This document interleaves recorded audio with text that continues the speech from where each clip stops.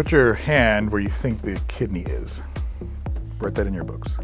Yes, lower four ribs, you're putting your hand where you think it is. And you're gonna bring the other hand towards where you think the kidney is. So you gain territory and you don't lose it. Breathe in, breathe out. So having your hand pointed like this as you do it is maybe not the best idea. Start like this, and as you get into it, you're gonna end up doing that.